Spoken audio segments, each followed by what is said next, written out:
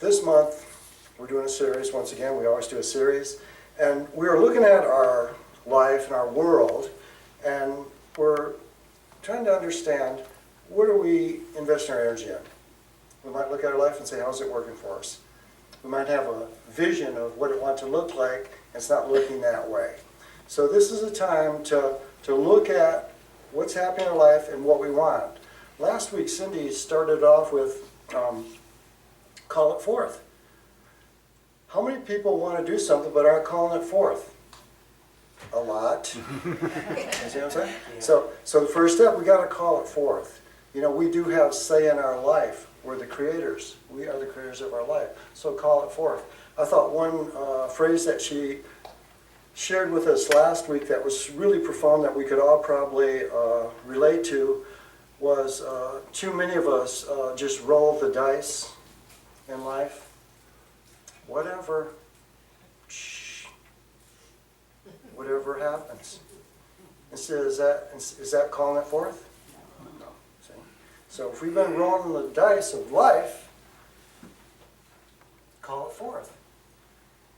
There's a idiom, the die is cast.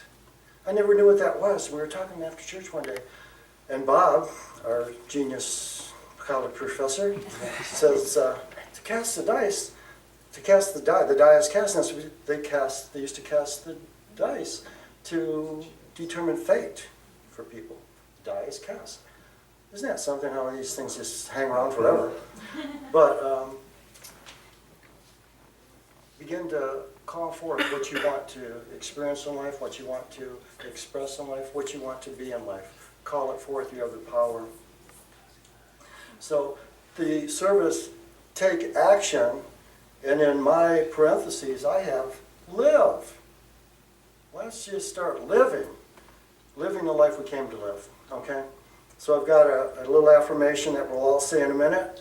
I am the miracle working power in everything I desire to have. Does that sound cool? Ready? I am the miracle working power in everything I desire to have. So who's the power? I am. I am the power. So we begin to claim what we want to experience, call that forth, and understand that I'm the power. The next step, take action. See, we make it happen. We make it work. I am the power. And when we cast the dice, who has the power? Out there. So we begin to pull our energy back in and be the power. I'm old enough, when our kids were small, there was a cool show on TV. It was called He-Man. And he used to stand, you know, when things were happening, and he'd hold the sword up and he'd go, I am the power. Anybody see that? Yeah. That's good. I don't feel totally crazy. And it was so cool, because all these little kids watching this are understanding that they have the power. We have the power. We just got to claim it. I am the power.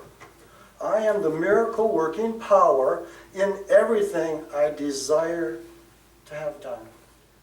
Isn't that empowering?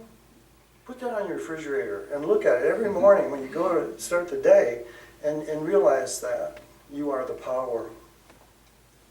So we have to take action in our life to make things happen. No progress in life is possible without action. You know, in metaphysics, there's an old expression we don't use anymore, but a lot of people, when they start thinking about spiritual things and dreaming and, oh, this would be so cool, and the expression would be, they're kind of airy-fairy. Their consciousness and their heads are in the clouds, and that's great, because maybe that's the step of thinking about it.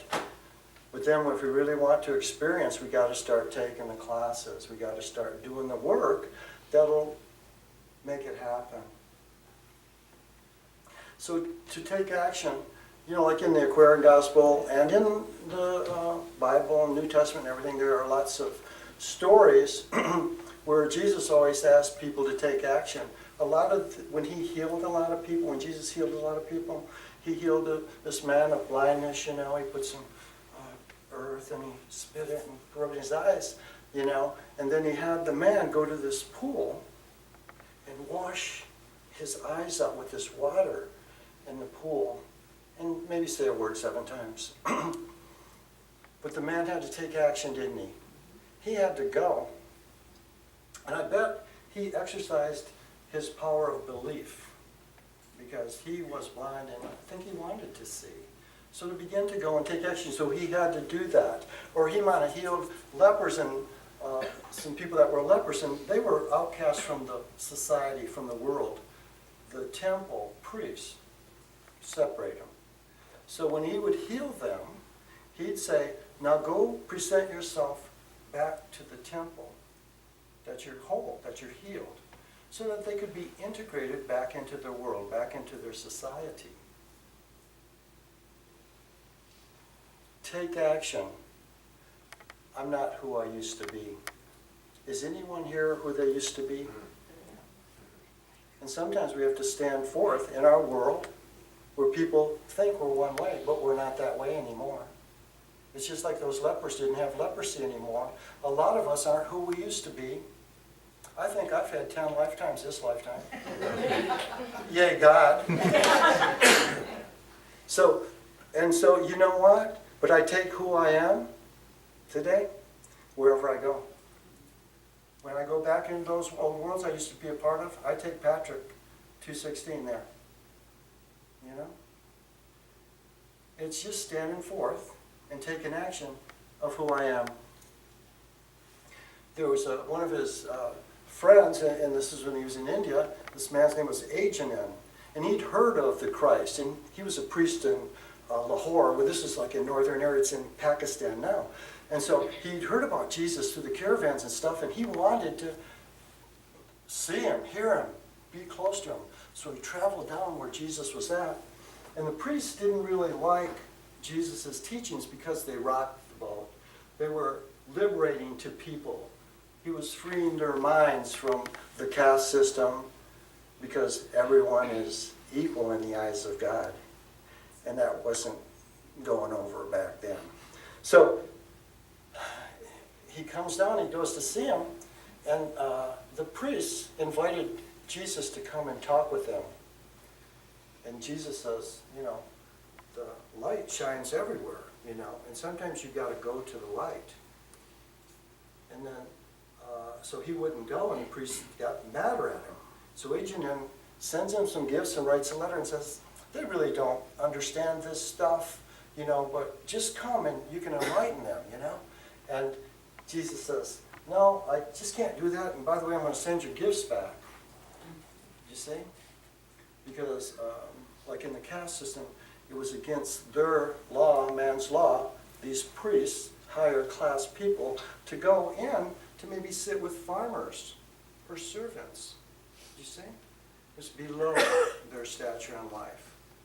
And Jesus is like harmonizing all. Hey, I'm your brother, I'm your sister. That's what it's all about. And so Abent went and saw him in the dark of night. You see? I'm sure he didn't say, hey, you guys, I'm going anyways. No. In the dark of night. In the New Testament, Nicodemus does that, and he's a priest also. And he goes to see Jesus, and then Jesus tells him like it is. This is it.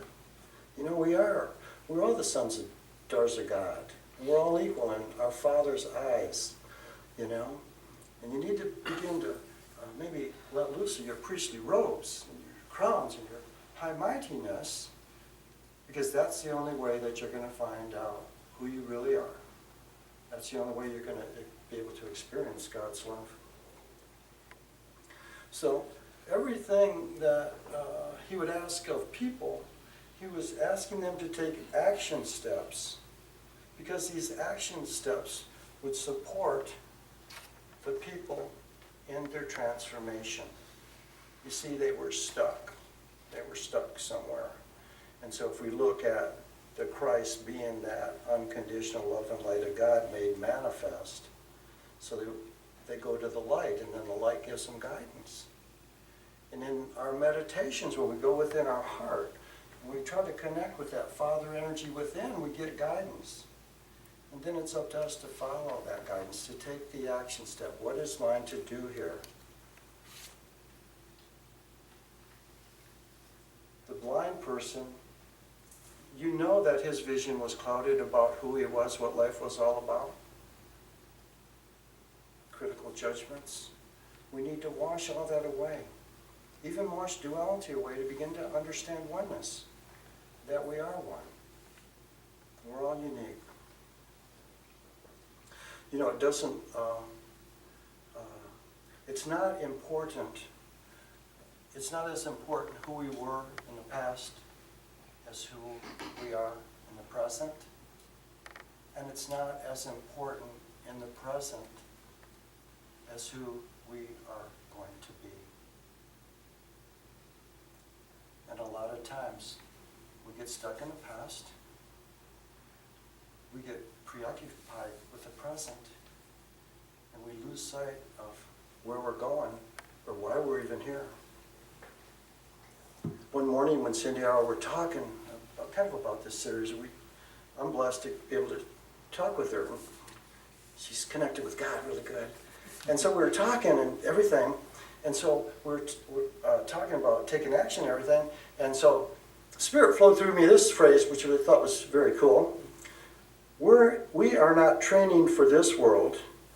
We are preparing for worlds that we're not even aware of yet. You see? We're not training for this world. We're training so that we can truly, this is what Jesus said, I go to prepare a place for you. It's a multiverse. There's many places that we can go. And if we know that we are the son, the daughter of God, that we can be the blessing there. So we're in training here to begin to understand who we are, to know who we are, and then to begin to act who we are, to take action in our life. So as we begin to understand that, you know, we're each other's brothers and sisters, mothers and fathers, teachers and students. The most important aspect of our manifestation is our heart and our ability to love, to allow love to move through all of our manifestations, creations, relationships, whatever we're doing. And then that love is going to carry us through our today and really propel us to where we're seeking to go in our soul's journey, as our soul's unfoldment. So all along the way, we're asked to let go the past, let go of that which no longer serves us. It creates a vacuum so that we can begin to receive what we want to experience. So as we let go of a past thought, belief pattern, you know, so we create that vacuum, and then we're the chooser. What do I want that vacuum to be filled with? You see, that's what we call forth. I'm going to call this forth now. I'm going to let go all my vintage clothing and call forth some current clothing. How's that? And then see what happens. I'm sure the universe will fill your closet. It's a law. So we have to take action. We're not going to have a garden if we don't till the soil and plant the seeds, are we? So we all know that. And yet, we're a garden. Don't we go to the garden of our heart in our meditations? Connect with God, our higher self, an angel, a guide. To begin to look at our life like a garden and plant those seeds that we want to grow and pull out those weeds that are stunting our growth. And that takes action. Gardens are really nice and they're a lot of fun, but if you ever have one, they are W-O-R-K. But if you want a good garden, a healthy garden, you got to tend it. Our actions produce results in this material world. And as we begin to understand, you know, what we put into something, that's what we're going to get out of it. And that's what I think is really I think, crucial and important in the teachings of Jesus the Christ. Because he taught no man to just sit down and ask, you know. He taught everybody to pick up your bed. Pick up your bed and walk, you know. People want to bring you to some guidance, to a teacher, an experience. What are you going to do with it? What are we going to do with it? See, the ball's in our court then. And the whole thing about action, which is very powerful, action frees us from inertia. Inertia. I'm stuck. Can't move. I feel bad. I'm stressed out. Lack of action. Lack of action. People get stressed out because they procrastinate, i.e., don't do it. We know we should. So to begin to take action. You know, we're blessed every day. Every day is a present. So yesterday, I had a mini break, and I was standing in the bookstore. I was talking with some people. And this lady was looking at the mailbox angels. And I said, hey, these mailbox angels really work. You know, and somebody came over and goes, yeah, I use them, da-da-da. And she goes, oh, yeah, but you put them in your mailbox. So you put the mailbox angels anywhere. You know, you can put them on our filing cabinet. So when maybe we could use the assistance of an angel, you see, maybe the abundance angel or the peace angel or the angel of protection, joyful, love. See, so what we're going to do is we're going to invite these energies into our world, into any situation that we find ourselves in. But that takes action. You see? We have to connect with that angel. We knew this one guy, they moved to Florida, and he was a big executive businessman, and he had a great big office upstairs in his house. It was really nice. We'd go in, there's computers and da-da-da, and he has pictures of all the angels. He goes, wow, that's great. He goes, yeah, I talk to my ladies every morning. You see, every morning he connects with that energy. He invites that energy. He takes that action into his life. It's powerful.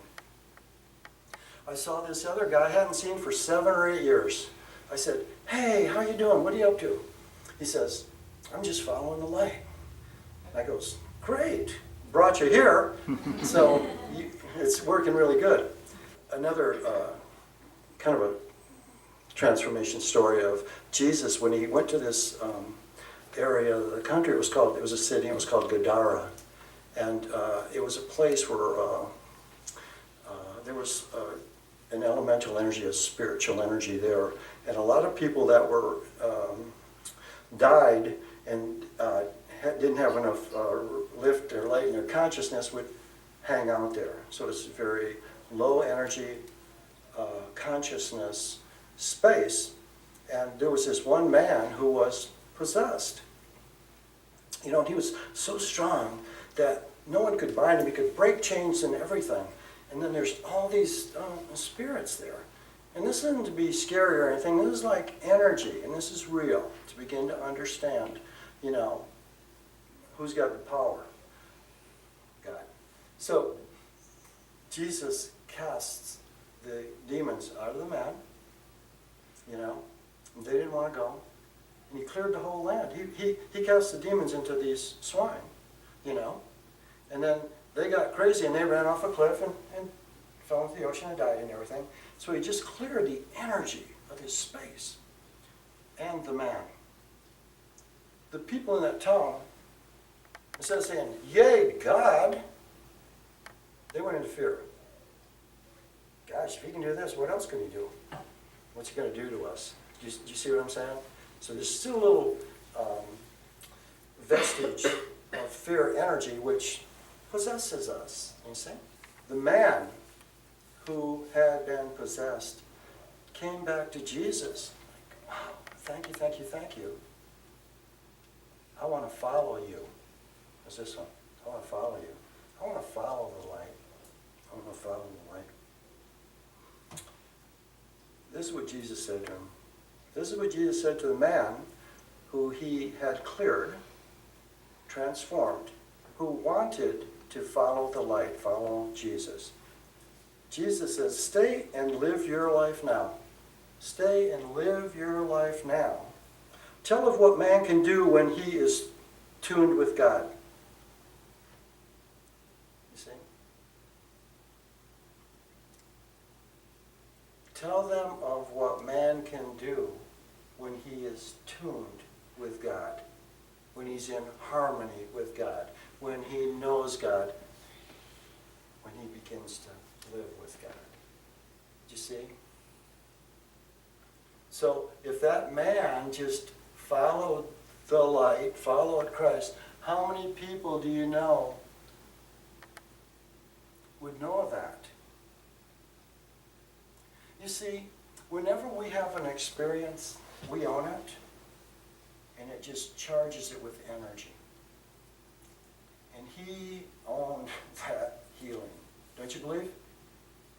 So how powerful could his words be to stay and talk with people? And told them about all the things that they could do when they were in tune with God. What they could allow their energy to manifest in their world, in their life. Tell of what man can do when he is tuned with God. Christ is the light of life. And so, only in action are we truly involved with our own lives. You see? Because don't a lot of people want to tell us how to live our life on a lot of levels?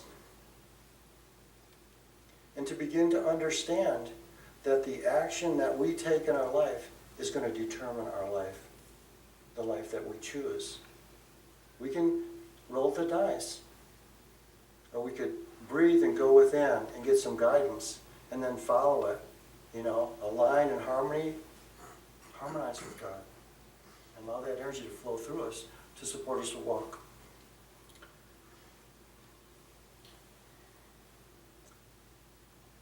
This is God. The time is now to realize that the most important influence in our environment is our presence. The most important influence in our environment is our presence. So who is the most important in our environment? I am.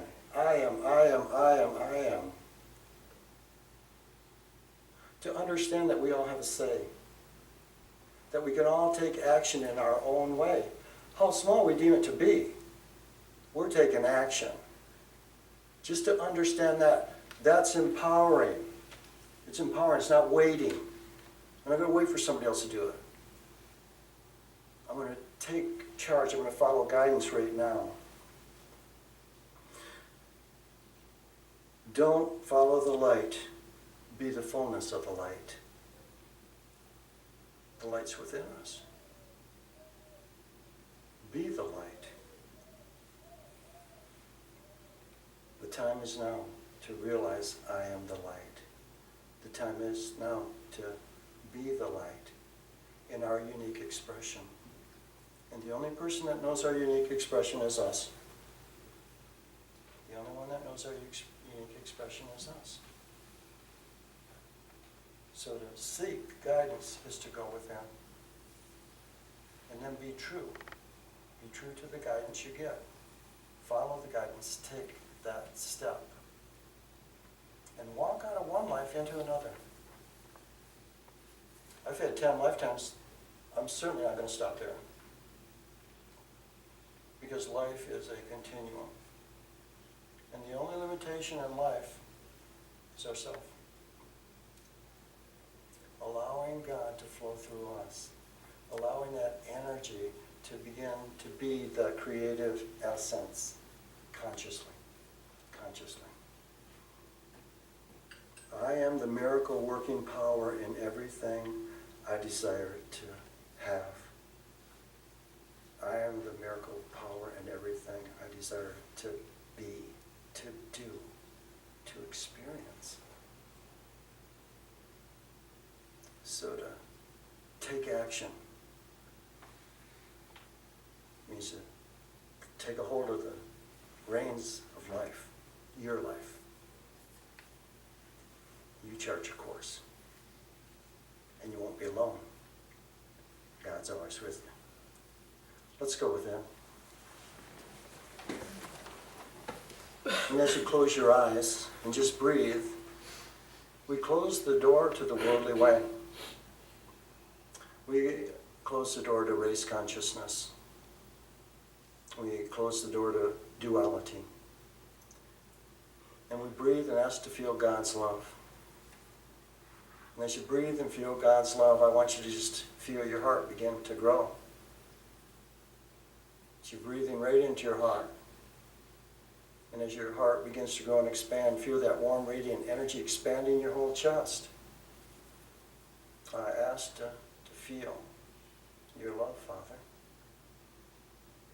And just breathe easy and receive easy. And just let go. If you feel any tightness or constriction, just let go. I now let go any limitations to love. And just breathe easy. I now allow love. And just breathe and feel your energy getting softer. And feel your energy begin to expand. Just by saying the words, I now allow love. The love I am. As you breathe and feel the love, we move into oneness, for we are one. Feel your energy expanding and merging with the all.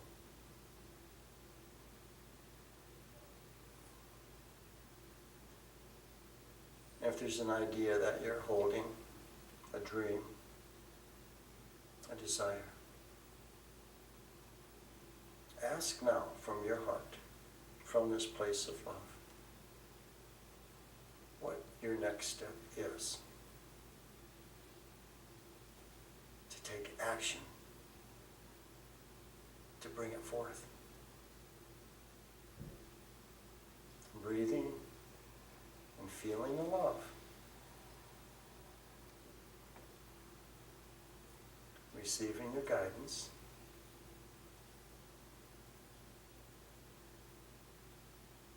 I now allow love. I now allow love. And love will go before you. Unlimited. To bring to you, to reveal to you, to allow you to experience, have, or be that which you choose.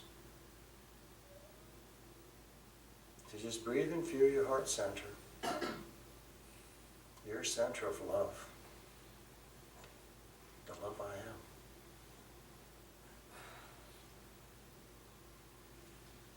Be still and know. I am. I am with you always. So breathe and just allow this love to just grow and expand and flood through your whole body now. From head to toe to your fingertips, just breathe and feel loved. Allow love to flow through your whole body. I now allow love to flow through my whole body. And just feel your energy shift.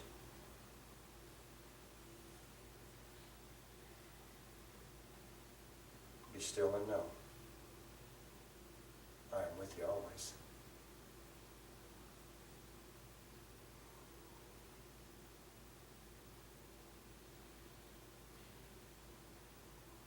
Breathe and feel your feet on the floor. Breathe and feel your consciousness fully present in your physical body.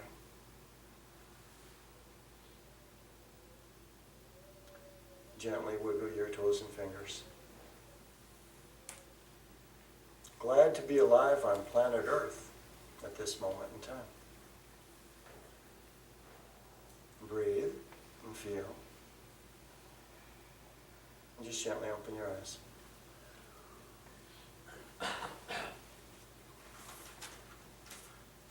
So action doesn't sound that bad, does it? Action's opportunity. Action's a blessing. And so as we go forth this week, so remember, call forth what it is you are seeking to know, experience, or be. Call that forth. And then be open to receive your guidance. And then the guidance you receive, take a step, an action step. And say, yeah, God,